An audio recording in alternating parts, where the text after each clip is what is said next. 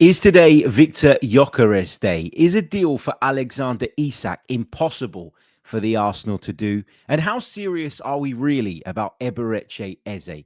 We're going to touch on all of that plus loads more on this Arsenal transfer Q&A edition of the Chronicles of a Gooner podcast. Let's get into it.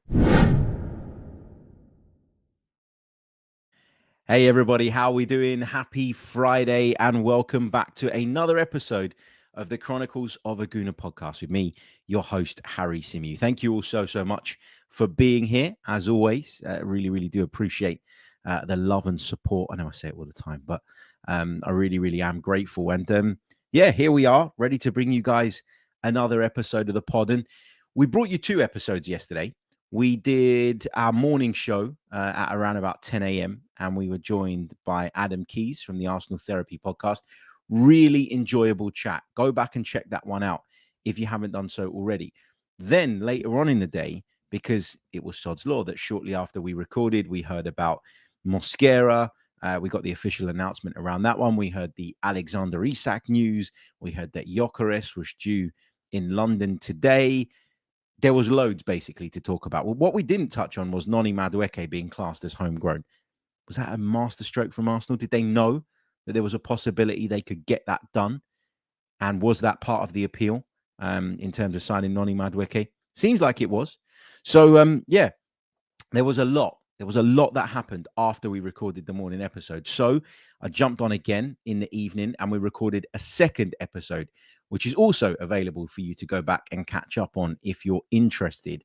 But what that means is that when I woke up this morning and I was looking through the news and looking through, what we could potentially discuss, we pretty much covered it all off yesterday. So rather than just sort of digging and really scraping the barrel to find something that was worthwhile talking about, I thought what I'd do is I'd put today's show in you guys' hands.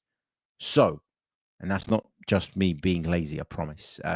There's been a fair few messages over the last few days from people saying, can we do some sort of Q&A thing? So here we are. We're going to do a Q&A episode.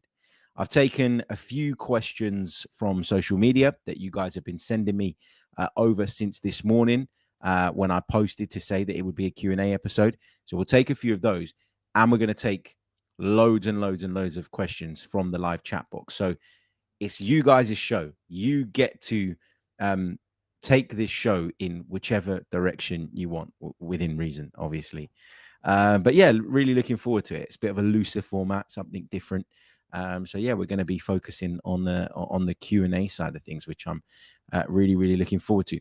What I'm going to do is I'm going to start with a couple that we got on social media, just so that I don't forget them, because I know that once I get into the live chat and I really get into it, there's a good chance that I'll forget to go back onto social media and pick up some of those questions. And some of them are really good ones.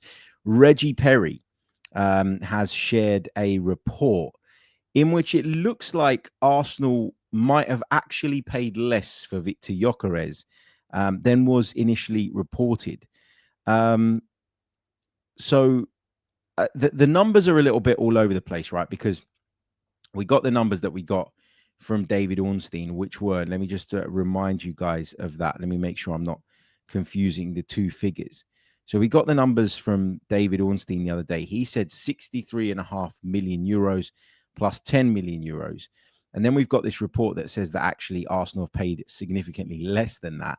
And that we're going to find out soon, because Sporting have to declare, apparently, the fee to the Portuguese league.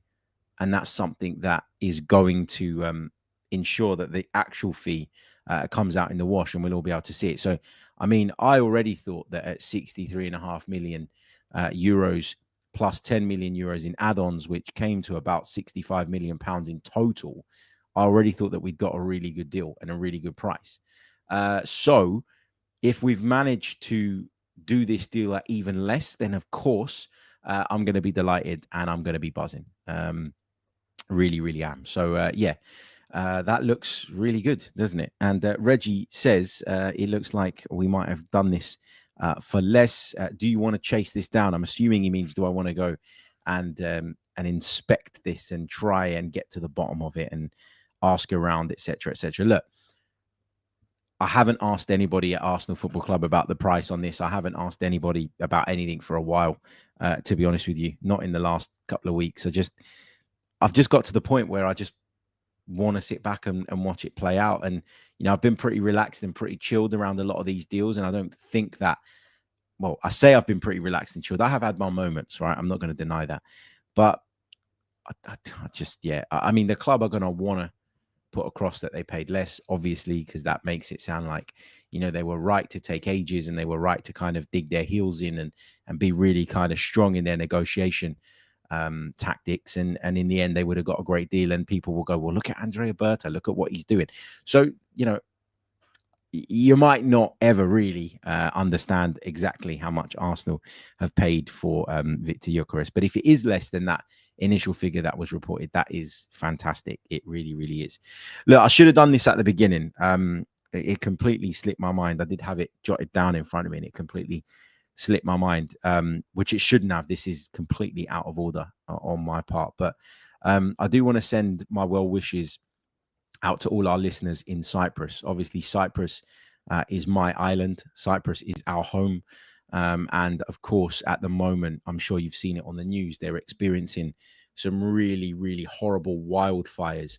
Homes are burning down and there's been a few deaths as well. And the firefighters are frantically trying to put a lid on it and get it under control. It's something that, unfortunately, in recent years in Cyprus, we seem to be experiencing every single summer. The temperatures went up to something like 40 plus degrees over the last few days. And obviously that has not helped. It's quite a dry land as well. And so it doesn't take much. Is it people lighting these fires? Nobody really knows. I don't think. People have got their theories about it. I certainly don't know. But I've got friends and family who are in very, very nearby districts who have had to leave their homes or have sent videos across of huge flames visible from their properties. And obviously they're worried and concerned about that. So look, I don't do political stuff on here, and this is not political in the slightest. This is about a disaster that, of course, needs attention straight away. So yeah, and to everyone else suffering as well, because I can see messages about other parts of the world in the chat as well. Anybody that's suffering, man, anybody that's going through a difficult time, anybody that's having it difficult at the moment, my well wishes out to them. Because sometimes, right, and maybe this is horrible. Sometimes is it horrible? It's just the way I am. Sometimes I choose to stay away from the news a little bit because I just find it all so depressing. I'm very, very aware of like the need to kind of highlight these issues. But man, there's a lot of shit going on in the world, isn't it? And it puts into perspective how insignificant football is a lot of the time. So yeah. As is being said in the chat, please hit the like button as well. My wishes to Mohammed as well, who's a regular in the chat. I know that you're going through some difficult stuff, mate, as well. So all the best to you and your family and your friends and your loved ones and all the rest of it. Okay. Can we get back? Should we get back to the Q&A now? I digressed. I should have done that at the start rather than jump into the Q&A and then go back to that. But hey, it is what it is. Let's take a couple more from the social media platforms before we get into the live chat. So keep flooding the live chat with your questions. I'd love to hear from you guys, and we'll have plenty of time to go through those. Arsenal News Hub on X says we shouldn't underestimate the significance of the numbers 10 and 14 to Arsenal Football Club. Who do you think will be wearing those numbers at the start of the season? I don't know. It's a really good question. I wouldn't be surprised if Gyokeres got one of those numbers. It would be quite cool if we did get Eze, if he got the number 10. I feel like he is a number 10.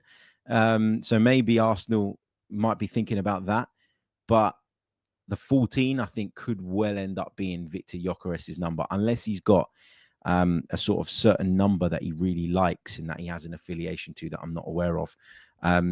You ideally you give Gyokeres number 9, but you don't want to just snatch it away from Gabby Jesus while he's working his way back to fitness. I don't think that's right. So I think Gyokeres could end up with the 14. Yata has put a question on social media. We'll just quickly do this one as well because I think this is interesting. Harry, would you rather Isak for 150 million plus 300 grand a week, or Gyokeres at 50 million and Eze for 60-ish million, and still have 40 million for a little something later? Our club has absolutely chosen wisely. So he believes that Arsenal have done the right thing in going for Victor Gyokeres, in, applying ourselves in the market the way we have and going and getting multiple players. Listen, for me, we needed to get multiple players in through the door. Okay. It was never going to be the case of just a striker and a winger. And I know that that's how our window was portrayed to be in the build up to it. But I've been saying it for months, and you guys will know this. Whenever we discussed the futures of Jorginho and Partey, I often said, like, we need a midfield rebuild this summer too. And so I was always under the impression that having, that going into the summer needing to strengthen in multiple positions, the Alexander Isak thing felt very, very unlikely. And we'll come on to talk about that in a bit because I'm sure there are more questions on that. But I would take the Gyokeres and Eze scenario there because we need the players. Doesn't mean that I think that Isak is worse than those two players, or that those two players on an individual level are any better than him. No, I've said repeatedly, I think Isak's the benchmark. But I think based on where we're at, based on all the work that we needed to do this summer, I think Arsenal have done the right thing there, just generally speaking. Sorry, the pod's a little bit all over the place in terms of running. Well, there is no running order today, but let's dive into the chat box now and get your questions, and hopefully you guys can put me back in line. I'm a bit all over the place this morning. What else have we got? Gatman Stav says, never been so confident as a Liverpool fan. Good to have you in the chat, mate. Thank you for joining us. Never been so confident as a Liverpool fan that Isak is coming into this team. Isak, Salah, and Wirtz, that combo will be outstanding. Listen, I've said it before, and I'll say it again. I'm not afraid to do that. If you get Alexander Isak in through the door, Mo Salah can maintain his levels, which I'm 90% sure he will do. And you've brought Florian Wirtz in, and you've got Cody Gakpo, and you've got others in and around that team that can contribute in the final third.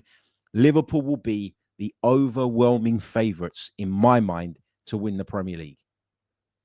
And people will say, well, then that means Arsenal haven't done enough, blah, blah, blah, blah, blah.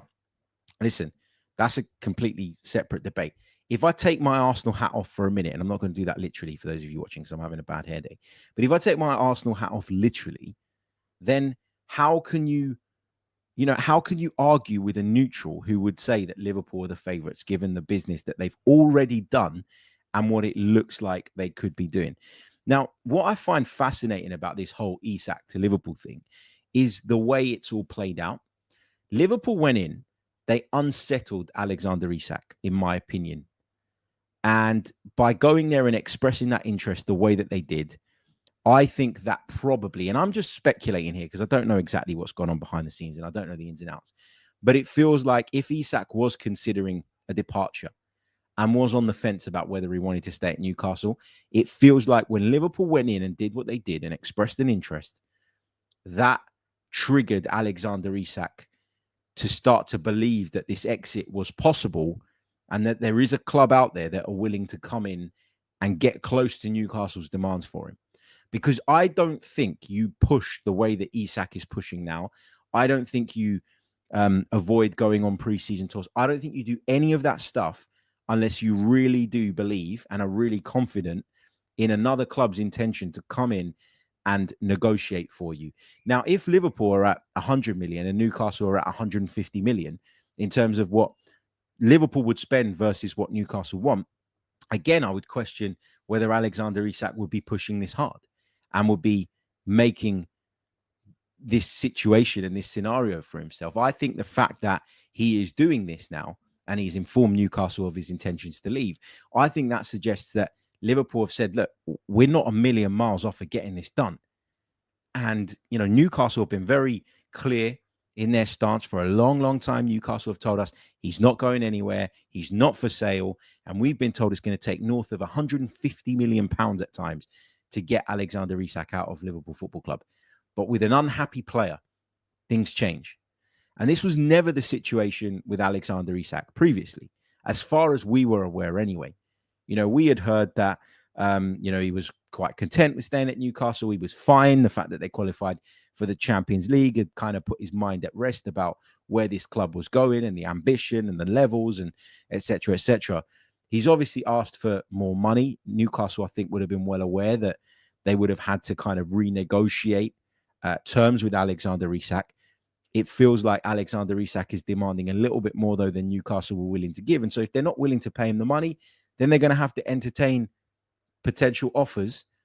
And if he's pushing as well, I think it's very, very likely now that Alexander Isak moves on. Would I rule out the possibility of him staying at Newcastle completely? No, I wouldn't. Because I think they've been so stubborn on this that they'd almost be sitting there thinking, maybe we're going to dig our heels in here and look, we're a really wealthy club. I know PSR is a problem for us. And I've talked about PSR before, and I've said that while I think something needs to be in place, and I'm okay with, the general idea of it and what it's designed to do, I do think that it's flawed because there are clubs that had kind of free reign to go and spend whatever they wanted a decade ago that are now reaping the rewards and benefits of that and have built themselves up on this platform that makes it very, very difficult for the likes of Newcastle and Villa and others to get up there alongside them. And that's not necessarily fair because their investment came after this. So I get why Newcastle fans feel frustrated, and I get why PSR is a problem for clubs like Villa and Newcastle that have ambitions to keep pushing forward and are seeing those ambitions impacted by their inability to spend. But I just think this Isak thing it's going to be, I said it on yesterday's show, it's going to be fascinating to see how it plays out. Thank you, mate, for your very kind donation to the channel. I really, really do appreciate it. Wilson says, do you think that Berta's influence is proving to be a massive difference in terms of our transfers so far, Harry? Yeah, I mean, look, we've got someone in there who's been around the block. We've got someone in there who's incredibly experienced, who knows what he's doing. And drives a hard bargain, clearly.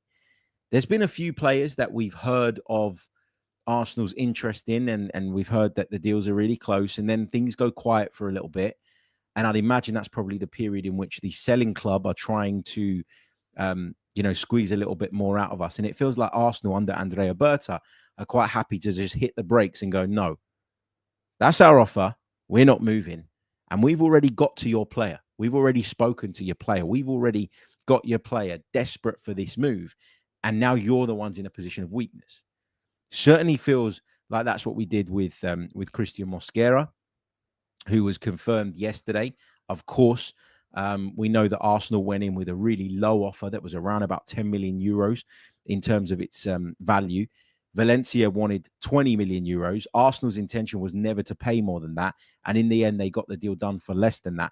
But there was a period of time, wasn't there? There was a good 2-3 weeks between us learning that Arsenal had sort of spoken to Christian Mosquera and got him on board, and then us actually getting the deal done as far as we were aware. So I do think with Berta, he drives a really hard bargain. I think he's got a really good reputation, a really strong negotiating style. And as a result of that, Arsenal are probably getting better deals in the market than they would, under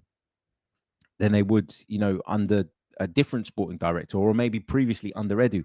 But at the same time, that you can make the case that maybe in the Madueke situation, I know that the market doesn't necessarily say we have, and I know that Arsenal don't believe they have, but you do get the impression that maybe, we paid a little. Well, my opinion is that we've maybe paid a little bit too much in that one for that deal. But everything else, Kepa 5 million, Norgard 10 million plus add-ons, Mosquera less than 20 million euros, one of the most promising defenders in European football. Victor Gyokeres, if it is the 65 million pound-ish figure in total, that is an absolute steal. If we go and get Gyokeres and Eze as well, and we have to pay a little bit more than we'd like, that's okay, because we would have balanced that out by getting deals done at far less than maybe we thought for some of the other players. So yeah, I think he's done brilliantly. But like at this stage, it's very difficult for us to judge Andrea Berta because we're just purely going by the signings that we've made and how we think, they should be rated, like quality of player versus amount of money spent, etc., etc. Ultimately, right? we're going to find out how good of deals these were further down the line. And that's when we're going to be able to judge him. Brilliant question, Wilson. Thank you so much. Now we're in the flow of it. Keep those questions coming. You're listening to a Q&A special here on the Chronicles of a Gooner with me, Harry Symeou. Don't forget, if you haven't done so already and you're watching us on YouTube, leave a like on the video and subscribe to the channel if you are brand new as well. You can support us on Patreon too. And for another few hours, our Christian Mosquera scouting video is public. You can go over to the Patreon page via the link in the description. You'll see it there, Christian Mosquera scouting video. Give it a click. Go on, have a watch. Let me know what you think. If you enjoy that video, you can sign up for plenty more of those via that Patreon page, and we'd love your support. It really, really does help. Right, really brief pause. When we come back, we'll get into more of your questions. We've got plenty of time. We've got plenty of questions coming through. Yeah, let's enjoy our Friday morning. Okay, let's get back into the chat box, shall we? We've got a super chat. Let me just pick that up before I hold on. I'll tell you what, I'll come to that in a minute because I just don't want to lose all the other questions. But thank you for the super chat. I will get to it in a minute. Chris says, hi, Harry. What would make you confident that we could go on and win the Premier League this season? For me, it's if we get a world-class left winger. I think the left wing thing has been a big discussion, hasn't it, over the course of the summer? We talked about it so much. And I think, again, it's a preseason friendly. It's the first preseason friendly, and you shouldn't make too much of it or read too much into it, I don't think. But Reece Nelson was probably the most lively of our three left wing options, and he's probably leaving the club this summer. And that, I think, has just fueled that conversation a little bit more. I don't think I necessarily... Look, I think Martinelli's got a lot that he needs to improve on, but I think he has his tactical uses. I think Trossard's got a lot that he could do better, and there's a few things that he maybe lacks, but he certainly knows where the back of the net is. And I think over the course of the season, he will provide you with some really important goals and moments. So it's not that I'm writing off those two players, but I think when I look at the bigger picture, the wider makeup of our attack, I think we're just missing one. And even if it's an Gyokeres and Eze, who I keep banging on about, who comes in and can play in that position, but obviously plays in others too, then I'm fine with that. I just think we need another top-level attacker. I'm not necessarily focused on that left wing position anymore. And I'll tell you why. It's because I don't think that Trossard or Martinelli, at least at the time of recording, are going anywhere. So for that reason, I don't think Arsenal would spend big on an out-and-out left winger. I think they will bring in somebody like Eze who can sort of play that position, but also offers us some value in other areas as well. Little Mozart says, can't talk about Palestine.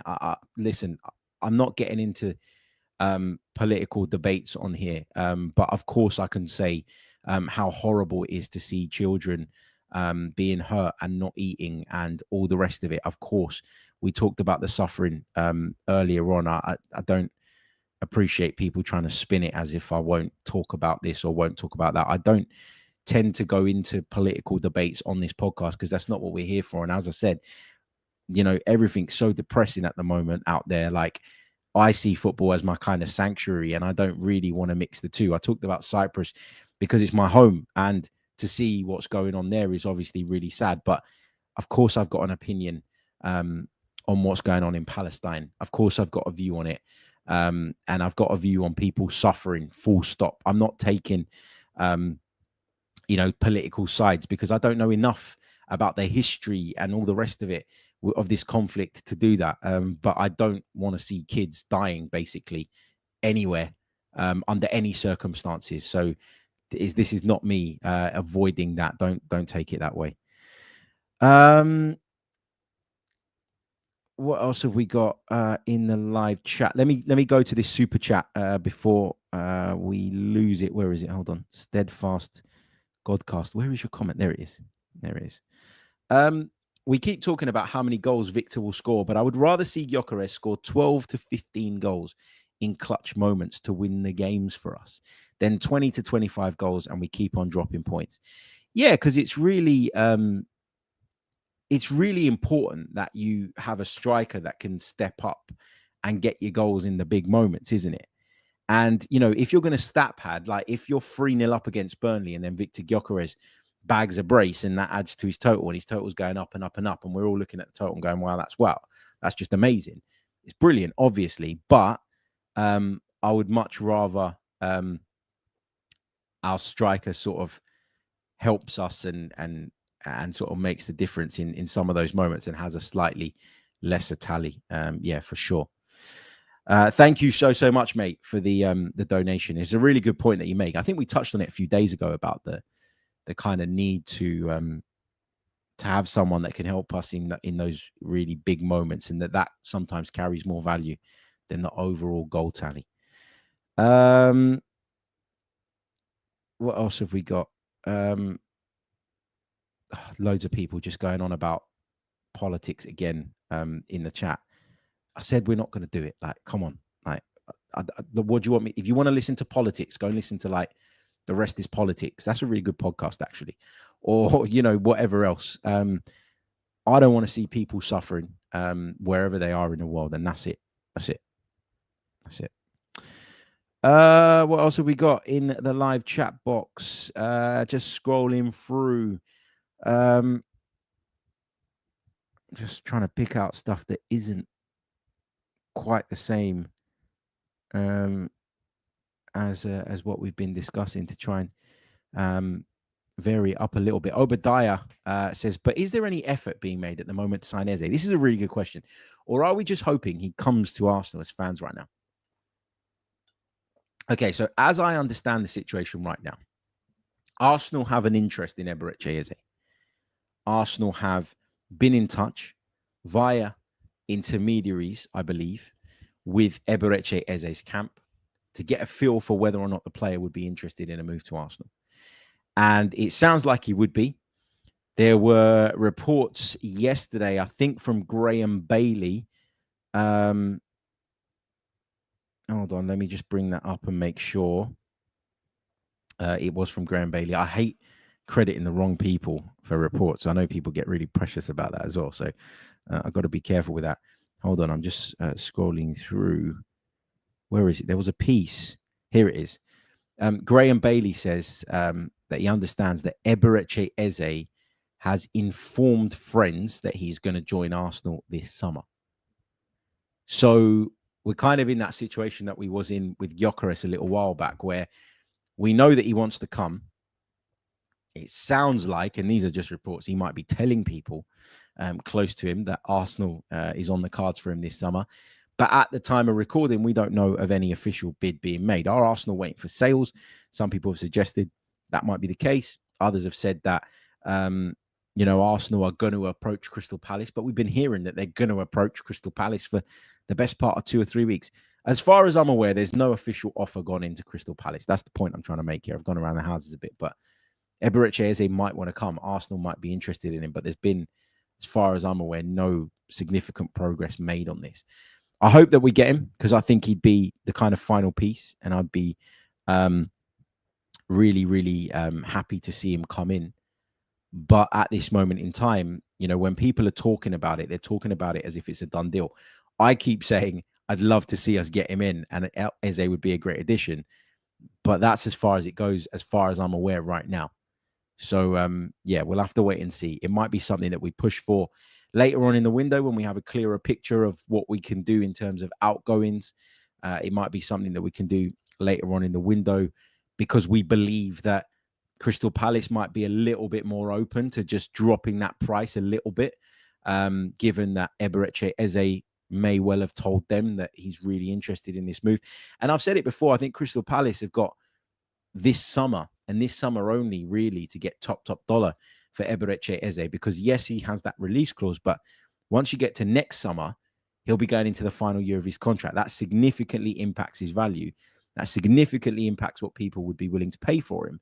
And then you're in a situation as Crystal Palace where you're never getting close to that release clause anymore. People would just wait a year and get him on a free. So I think if you're Palace, you're going to be tough negotiators here. you're going to try and achieve as close to that release clause as possible. But I think if you're smart, and Steve Parish is smart, apart from when it comes to getting your paperwork in order for European competition, but you know what I mean. He is smart, and I think he'll recognize that. And if the player wants it, then I think it could happen.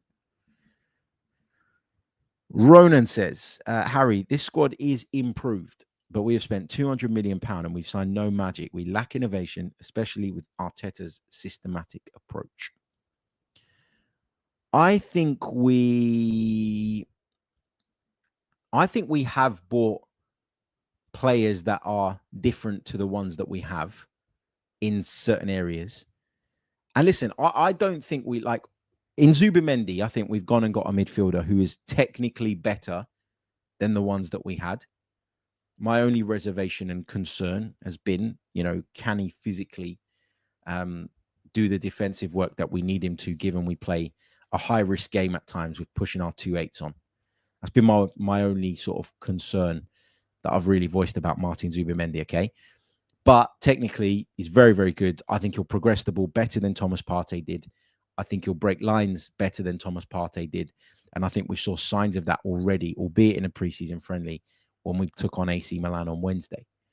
In the attack, we've brought in Noni Madueke, who's a dribbler, and I don't think we have enough dribblers, so I'm fine with that. Again, it wasn't the most exciting signing to me, and I said I'm going to draw a line under complaining about it, and I absolutely am. But the more I've sort of looked at it and the more I've studied the player, the more I understand why Arsenal might have looked back at maybe what we were lacking last season and have gone, you know what, Noni Madueke, he could fix that, or he could go some way in helping us with that problem. So I think we've done that. And then I think we've bought an out-and-out 9, which, again, we don't have and haven't had for a long time.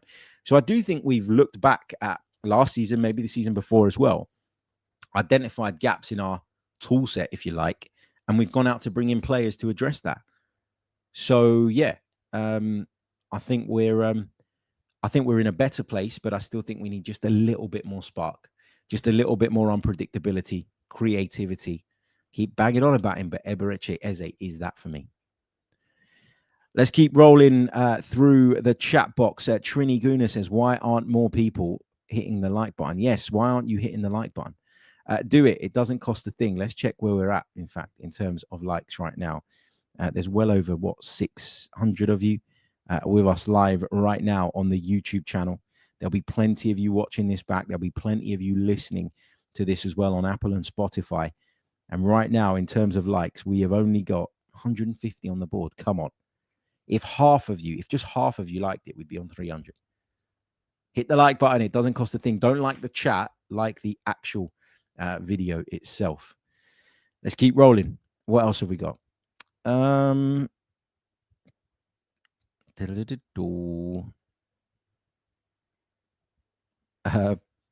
Pom says, nice cap, Harry. Is it from the club? Yeah, I bought it from the club shop. You know what? I bought this cap like 4 or 5 years ago, and I never wear it out. It just sort of hangs in my office. And whenever I come in and I do the hair and I'm like, yeah, it's not feeling it today, I chuck the cap on.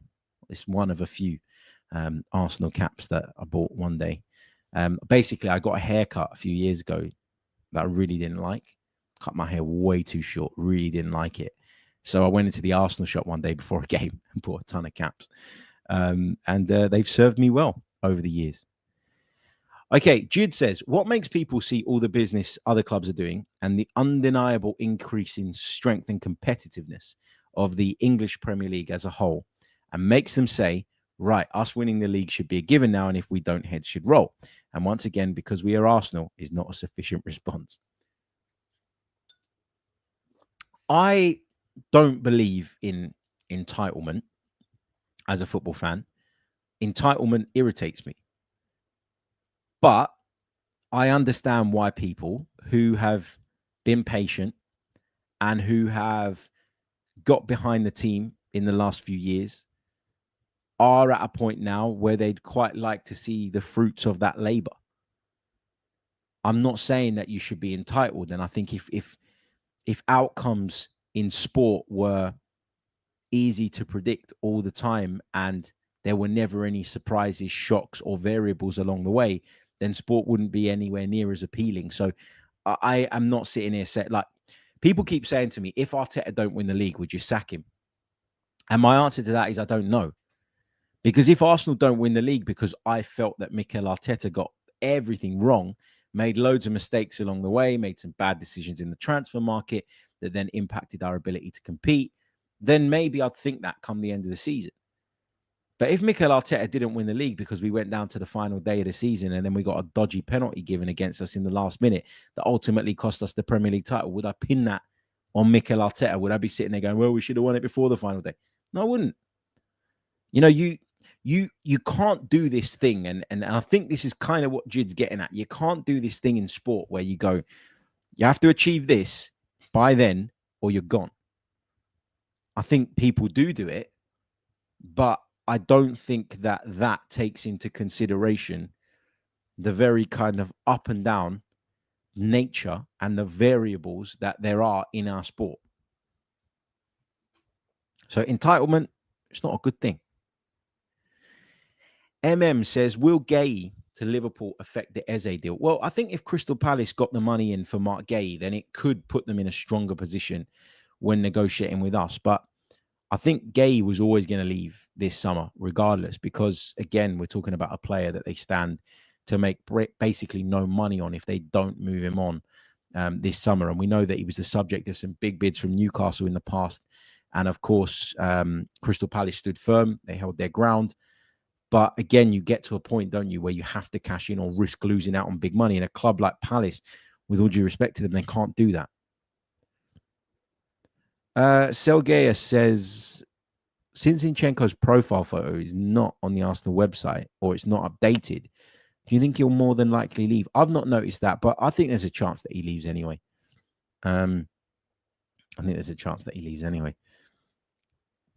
Theo says, Harry, what are you drinking?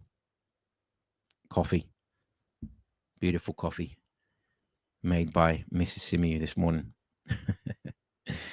What else did you ask? Something else? Oh yeah. Also, who would you take between Lookman and Rodrigo? I was so focused on the drink. I'll take Rodrigo, but I've gone off Rodrigo a little bit just because of the price more than anything else. Haven't gone off the player, gone off the price, and I've never been that big on Ademola Lookman. I just haven't. Okay, let's keep rolling through the chat box. What else have we got?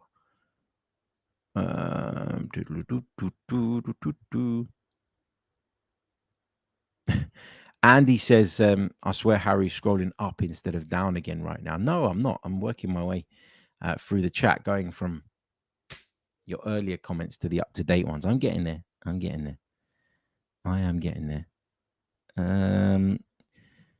Paul says, is one FA Cup and hundreds of millions spent on a completely new squad good enough if we believe Arteta is an elite coach?